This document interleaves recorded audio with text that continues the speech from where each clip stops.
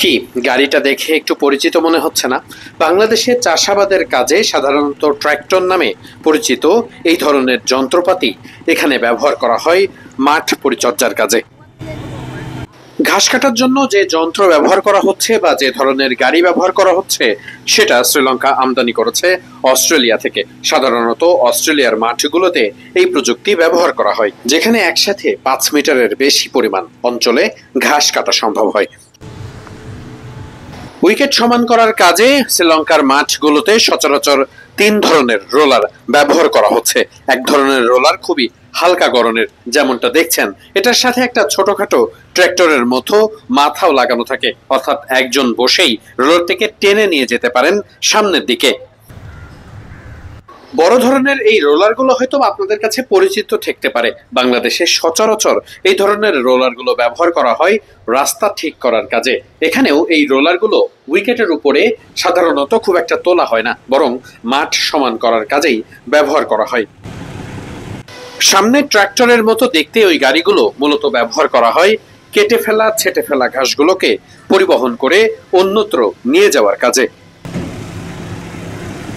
বৃষ্টিতে কি ধরনের প্রস্তুতি? শ্রীলঙ্কার এই ক্ষেত্রে একটু ভিন্নতা আছে।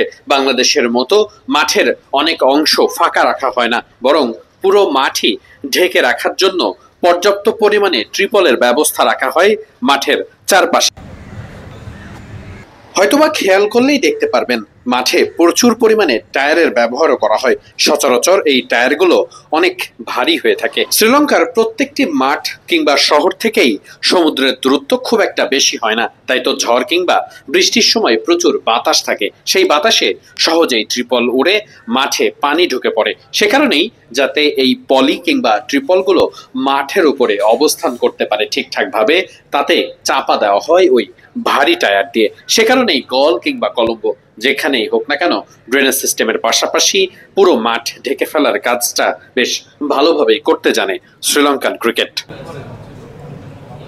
সাধারণত মাঠের গ্রাউন্ডসম্যানের কাজ করে থাকে ছেলেরা, তবে এক্ষেত্রে কিছুটা ব্যতিক্রম শ্রীলঙ্কা। সেখানে ছেলেদের পাশাপাশি মেয়েরাও এগিয়ে আসেন অনেকটাই। এই যেমন এই দৃশ্যেই তো দেখা মিলেছে আগামী দিনে, অর্থাৎ মাত্র কয়েক ঘন্টার বিরতির পরে যেখানে বাংলাদেশ শ্রীলঙ্কার টেস্ট ম্যাচ অনুষ্ঠিত হবে, সেখানে ঠিক আগের দিন বিকেলের প্রস্তুতি, যেখানে মাঠ ঢেকে ফেলার কাজে সাহায্য করছে মেয়েরাও। পরন্তু বিকেল তখন বাংলাদেশ আর শ্রীলঙ্কার পরের দিনের টেস্ট ম্যাচ আয়োজনের জন্য প্রহর গুনছে। সেই ম্যাচ আয়োজনের জন্য যত ধরনের প্রস্তুতি দরকার সে সবকিছু ইতিমধ্যেই সম্পন্ন করেছে শ্রীলঙ্কান ক্রিকেট।